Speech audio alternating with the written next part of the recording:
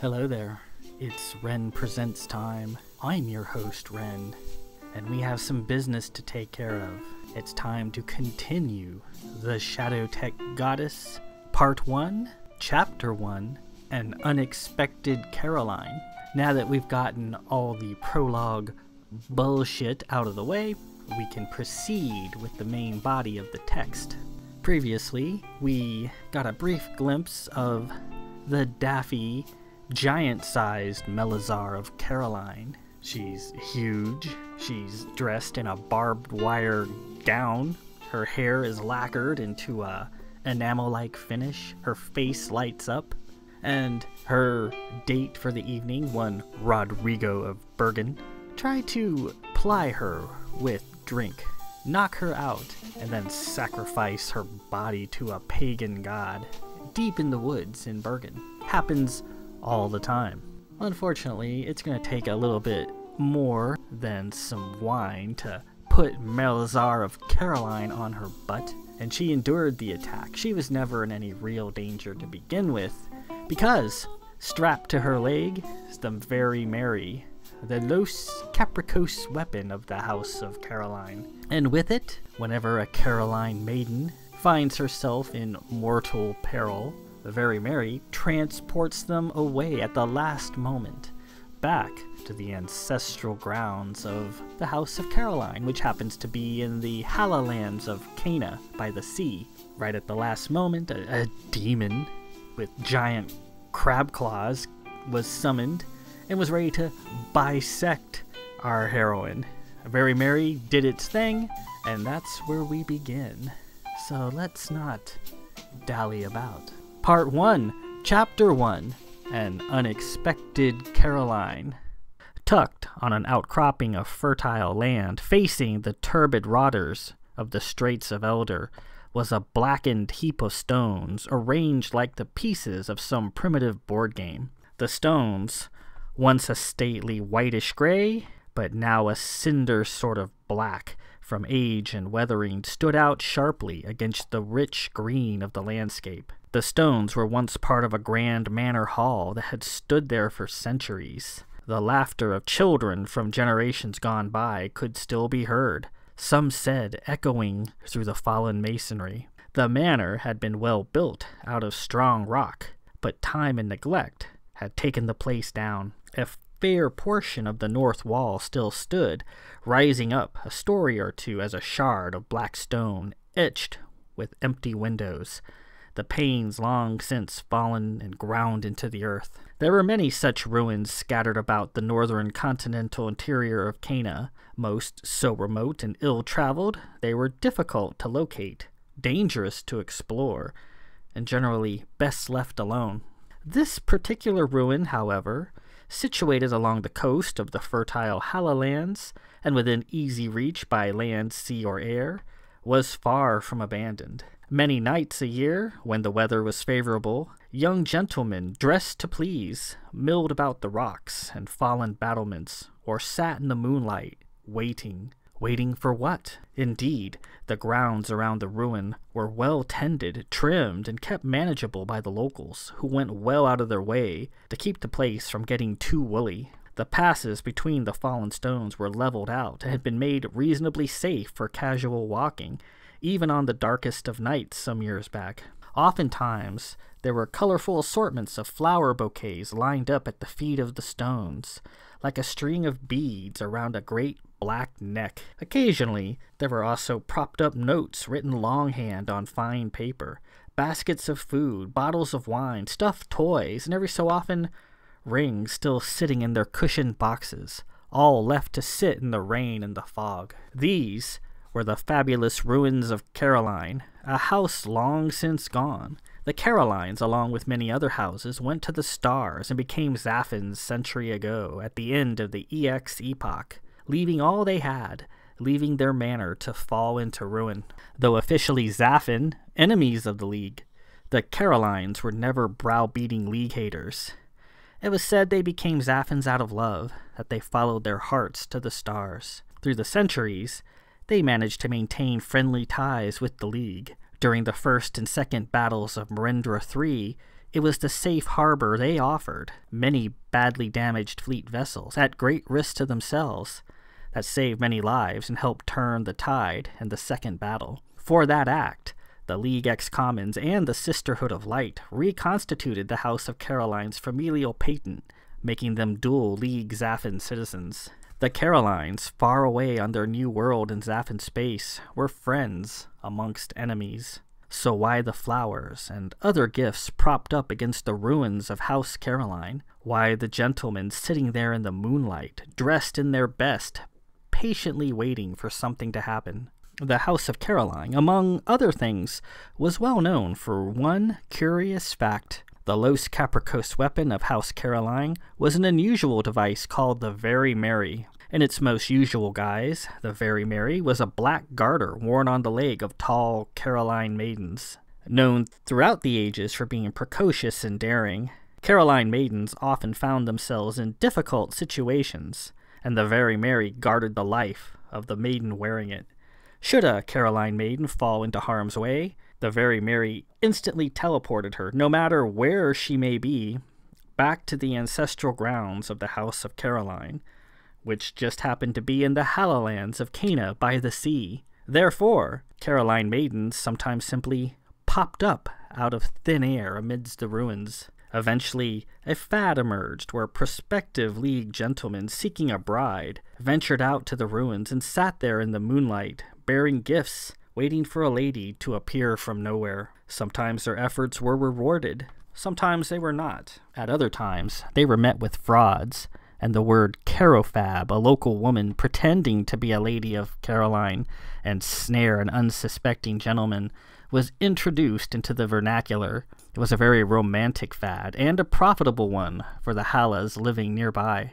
The prospect of finding love in the ruins was too much for many young men all over Cana to resist, and for many local ladies not to try to take advantage of. An extensive spy network was formed. Eager ladies knew exactly who was going out to the ruins and when, and they could take action accordingly. So the legend of Caroline perpetuated itself in flowers and waiting gentlemen in the moonlight, and ladies from nowhere, real or not. The gentleman picked his way into the ruins, the pinkish light from the two Canaan moons, Solon and Illyria, lighting up the lonely surroundings in a diorama of quiet stone.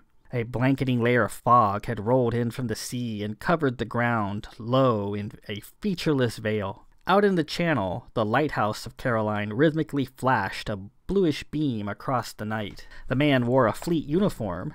He was a smallish fellow, his uniform perfectly tailored to fit his slight frame. He'd opted for epaulets, which were generally not worn, but having tiny shoulders, he thought they improved his profile. He wore his triangle hat proudly on his blonde-haired head. He also wore a stylish pair of optical glasses he had made on Onaris. Dragons, they were called. Few people needed glasses on Cana.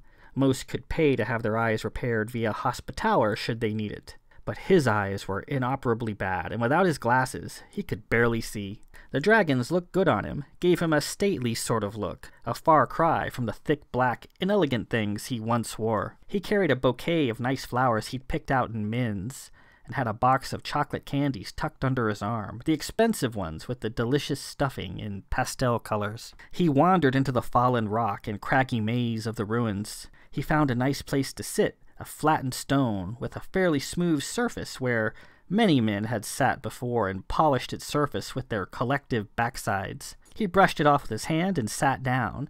He felt the cold, damp stone through his fleet pants. He took a deep breath and waited, listening for the most minute of sounds. He tapped his boot heels against the stone to pass the time. Looming before him, like a craggy fingernail poking up out of the ground, was the remains of the northern wall. The panning light from the distant lighthouse occasionally threw it into relief. He heard an odd noise made loud and abrupt by the orderly tapestry of the night. Startled, he looked around for the source of the sound. In the dark, he thought he saw two flickering points of red light hovering at about eye level. A lank, somewhat elongated figure stumbled out of the darkness. It whirled about, confused it seemed. Its face flashed in an unsteady, quizzical pattern. lighting up with an odd sort of orangish red color, like a disembodied demon's head. It spied him and locked on, its flickering face speeding up and getting brighter as it became aware of him. A sneering female voice rang out in the foggy dark. "Well, what have we here?" The man, shocked, dropped his flowers. The figure strode toward him. Coming into view was a tall woman dressed in a lacy black gown cut high, showing a healthy portion of legs and hips. She was thin but very long, well over 6 feet in height. She appeared quite solid, her lean body fleshed out in toned, practiced muscle. The woman's gown appeared to be partially made of rusty metal. The bodice portion was swirled and rigid like a harness made of lacy steel and wire spokes. Her hair was teased up high over her head in a stiff pile, like a teetering stack of coins. Though it was hard to tell in the foggy dark, her hair appeared to be a burnished shade of metallic green. Her face was the most startling thing, made up in a stark white base coating of paint. Somehow her face lit up with regularity. Her eyes, her cheeks, the veins on her face, and the interior of her mouth blinked on and off with an odd cherry red light, as if she'd swallowed a sputtering flashlight. Intricate designs painted on her cheekbones showed up clearly in darker red when her face lit up. Her flashing on, flashing off eyes gave her a distinctly demonic appearance. She had some sort of ring or rivet stuck to the side of her nose. She regarded him for a moment. Her flashing red eyes were big, crazed almost. The man swallowed hard and looked around. Ma'am, She came closer, all arms and legs, then stopped, hunched over him as if ready to spring. Gods! Cana again! So what do you have for me here? Flowers or something? He glanced down and picked up the bouquet he'd brought with him. Yes, I have flowers. The woman held out her hand. I've ended up in these wretched ruins 57 times. That's a record, I think. Well, come on then. Let's see 'em. Let's see your flowers. The man offered the bouquet, and she snatched it from his grasp with a sharp crinkling of paper. Oh, well, these are lovely. Nice assortment. She stared into the paper cone, the whole thing lighting up in occasional red light. Nice smell, too. You've got taste, I see, short guy. And what else do you have there? Is that candy or something? He looked at the box sitting next to him. Well, come on, let's have 'em. We don't have all night. She reached out and motioned with her long fingers. The man slowly lifted the box, and again, flickering, she snatched it out of his grasp. Let's see here. What do we have? She opened the box, exposing the compartmented selection of fine stuffed chocolates. Oh, Zaffin's beard, she exclaimed. Look, let's get one thing cleared up right here and now. These are chocolates. I prefer hard candies, okay? Get it right next time. The man tried to slink away, but she jumped in front of him with remarkable agility, holding the box of chocolates, cornering him against the stone. Where you going? She asked in a sinister voice. Huh? So you've given me your flowers and your candy. Now I'm afraid I'm going to have to kill you. You're going to what? He cried. You're going to kill me? She reared back and laughed, her metal harness rattling about her torso, a cone of red light coming out of her open mouth. Of course I'm not going to kill you. Boy, can't take a joke, can you? Ma'am, he said, I think there's been a mistake here. She popped a chocolate into her mouth. She took another. He saw the wad of chewed-up chocolate bulging out her cheek when her face lit up. Oh, there's been a mistake here, all right. There's been a grievous mistake made, she said, chewing. You ready to die, little guy? I mean, we're all buddy-buddy here, aren't we? League, Carolines, we just love each other, don't we? She backed him up into the face of the stone. But I'm still a Zaffin. I'm still a bad guy, aren't I? She stuck her sharply heeled shoe into his chest. Ma'am, please, She put her foot down and stared at him, a bit disappointed. Boy, you really don't have a sense of humor, do you? A lot of fellows really like the whole mean Zaffin chick thing. It gets them going. Got you quaking in your boots, don't I? All right, let's get the formalities out the way. I'm Melazar, 25th daughter, House of Caroline. You're a Caroline maiden? She looked at him, lamp-lit, wide-eyed, nodded slowly, as if she were speaking to a dim-witted child, her tower of hair bobbing a bit. Yeah? Were you expecting someone else? Like a Bergen, perhaps? Or a Conwell? Or one of those Midas bitches? Nope. You come out to the ruins of House Caroline and you're probably going to get a Caroline. Period. And also, Maiden isn't really a good term, is it? I mean, maiden implies that I'm unmarried, which is true, but it also implies I'm a virgin, and I hate to break it to you, I haven't been a virgin in quite some time. I mean, look at me. I'm simply too hot to handle. I've been re-virgined a couple times, by Zaffin mystics, but I keep unvirgining. You do think I'm hot, right? She held him in the spotlight of her gaze. Ma'am, I think there's been a touch of a mistake. Do you think I'm hot, yes or no? She said again loudly, towering over him, lit up, demanding an answer. Yes, of course, he cried. She seemed appeased. She ate another chocolate, then tossed the box away, the individual pieces dropping out and falling like little bombs. That's better. So you got a vehicle around here somewhere? You didn't walk out here, did you? Come on, let's go. Take me to wherever, unless you feel like hanging out in these ruins all night in the damp air. She looked at him and gave him the once-over. You're kind of cute, and you're wearing a fleet uniform too, which I like. I suppose this could be a whole lot worse. You got a name, by the way, little guy? Or shall I make one up for you? My name is Lieutenant Jarcephus, Lord of Aram. Lieutenant? Ah, she said, almost purring. Okay, Lieutenant Joe, take me to your chariot. Let's get a move on. I'm getting a little cold. You get 2 pokes for saving me tonight, Joe, but that's it. Excuse me? He squeaked. Sex, Joe. You get to have sex with me twice. Then I'm out of here, okay? It'll be the best you've ever had. Trust me. You want it rough? We can do it rough. You want to make a game out of it? We can do that too. Suddenly she seemed conflicted. Her flickering red light became unsteady. You're cute and you're an officer and all. So we'll have sex 3 times. How about that? This is your lucky day, Joe. There was a faint noise farther back in the ruins. Melazar spun around fast. Hold up! Somebody's skulking about. She moved the skirt of her gown aside, exposing the extreme upper portion of her leg. She drew a squat knife. You stay here, Joe. Wouldn't want you to mess up your uniform or nothing. Aram stood there. Melazar was a bit annoyed. Boy, you just have no clue how to read me, do you? Get over here and watch my back, will ya? You got a gun or anything? Ma'am, there's no need for this. I know exactly who is moving in the dark. Yeah? Clue me then. Aram called out. Alesta, come out here, please. Melazar stopped, confused. Ahead, a figure emerged from behind a partially fallen bulwark. It was a small woman, slender, wearing a green, open robe over an inner white robe or smock. She had thick black hair done up with combs. She had flowers arranged in her hair. She didn't appear to be wearing shoes. Her complexion was pale like a porcelain doll. She spoke in a shy voice. Remy, are you all right? What's going on? I heard an unfamiliar voice. Melazar stood up straight and put her knife away. Who's this woman, Joe? Aram walked up to the woman and put his arm around her shoulder. This is Lady Alesta of Dare, my betrothed. Your betrothed? So what are you doing out here then? Ah, little kinky, aren't you two? Well, that's fine. I'm down with that. So it's a threesome.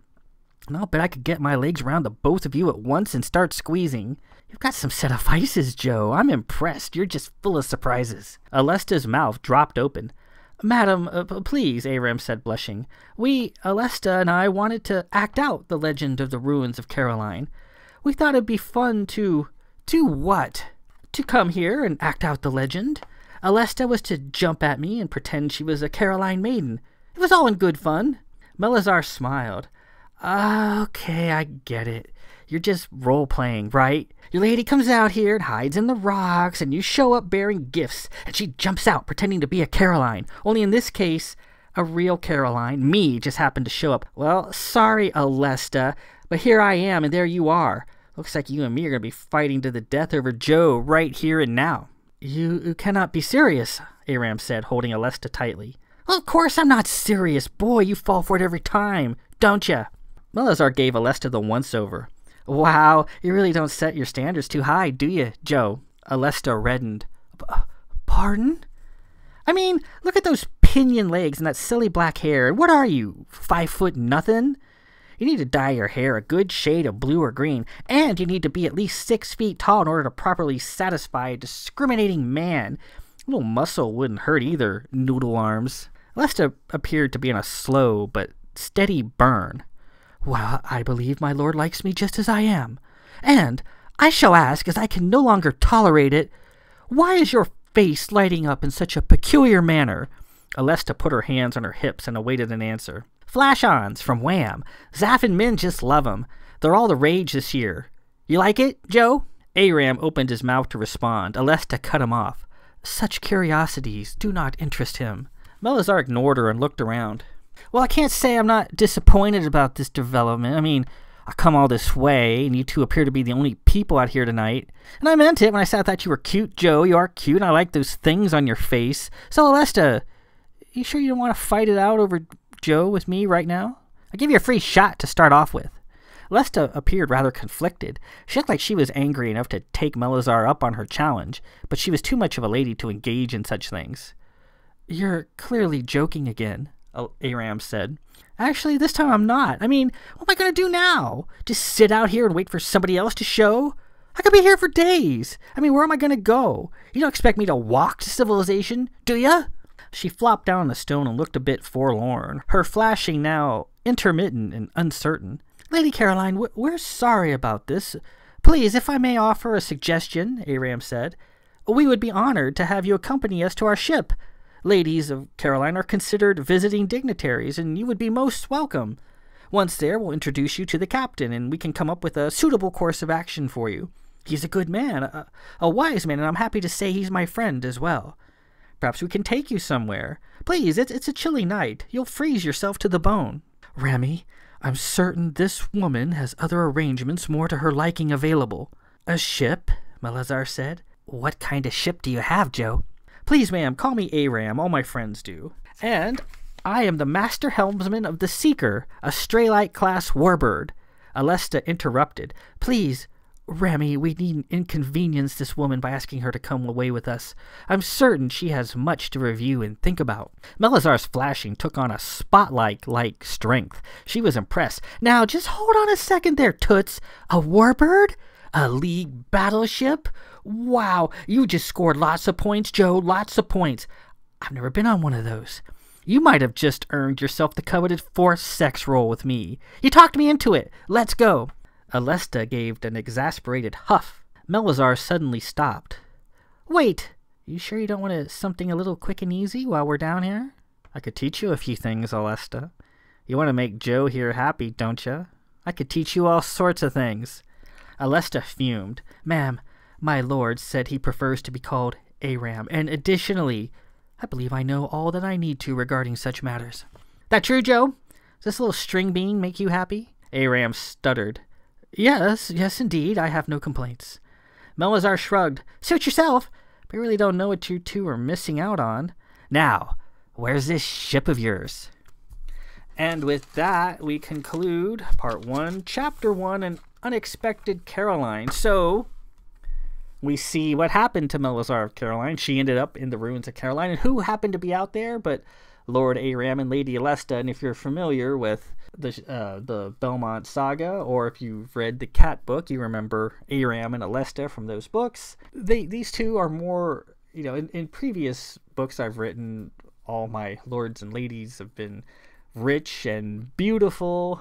And apparently in the modern environment, in our modern day and age, rich and beautiful is out of favor. They want, some people, especially on Twitter, want people to be more average, less rich, less pretty, more angsty, more apologetic, more seeking affirmation, more victimhood, you name it. But my original characters were none of that. Aram and Alesta, though, struck a chord with various readers because they're more of average Joes. Aram is not a rich lord. He's a lord of a house, but it's a house miner from Calvert. So he's not overly well off. His family is a working family. They're fishermen. They have a boat that they rent every day. And Lady Alesta comes from the House of Dare, the 10th Order. And so there's different versions of the House of Dare, and the 10th Order is kind of like right in the middle, so they're not poor, but they're not rich. If you get the higher orders of Dare, they're very rich. The lower orders of Dare are very poor. Her order is right in the center. And she's also a Pilgrim of Marion, had taken a vow of poverty and so forth, so she doesn't have much, but they have each other, and they're very amenable and approachable. They're just average people. And they were out there just having fun. They're engaged, and I thought it'd be fun to go out to the ruins of Caroline and And we've heard about this fad where women appear out of nowhere and these men try to court them. Why don't we act that out? We'll just do a little role play. It'd be fun. Alesta is very adventurous when it comes to romance. She has a very romantic soul. But unfortunately, while they were out there doing their role play, here comes Melazar, and she's big and kind of creepy and a little rude. She's a giant. I say 6 feet tall in this book, but in my later thinkings, she's a lot bigger than 6 feet. She's more like over 7 feet. You know, she is a giant after all. She's big. So that's an author's purview to change things up, right? Joe Rowling, you can do these things, you know, if it doesn't really alter the story. So the story says she's about 6 feet or over 6 feet. She's actually over 7 feet, getting towards 8. She's pretty big, and with her hair up the way she does it, she's probably approaching 8 or 9 or 10 feet in total. Big girl, and a little outrageous. And as my book series progress, you know, you have the good guys who are the League, the households of the League, and then the bad guys who are the Zaphans, the households of the Zaphans, and the Carolines are Zaphans. So technically, they're bad guys, but they're also good guys because they maintained friendly ties with the League over the years. But they're still pretty bizarre, and in later books, my portrayals of Zaphans became more free and uninhibited, while the League kind of remained sort of stuffy and tradition-bound. So it sort of anything goes with Zaphans. It's kind of fun to just sort of let your hair down and do whatever you want, and the Zaphans are kind of like that. So even though the Carolines are aligned with the League, they're still Zaphans, and they're still pretty weird according to a leaguer's eye. You know, she's wearing a barbed wire gown, which sounds kind of dangerous and uncomfortable to wear. She's got these flash-ons in her mouth, which makes her face light up. And she even has her face painted white, and she's got like other undercoats of paint, so when her face lights up, little designs pop up. I thought it was a cool idea. But so they meet her out there. She was pretty rude. She eats Alesta's candy and takes her flowers. Tells Joe, Lord Aram, that he can have sex with her. First, it's 2 times, and then she switches to 3, and then she offers him a 4th role in the Hague, since he's an officer and he's the helmsman of a fleet warbird. That impressed Melazar quite a bit. But yeah, with Alesta around, that's probably not going to happen. So the next chapter, which we'll get into next week, chapter 2. Privateers, and the story begins to progress nicely as we get into the main body of the book. The plot has already begun. It began actually in the last part of the prologue, and it's kicking into full gear even as we speak. So then, until next week, this is Ren Presents. I am your host, Ren. Peace out.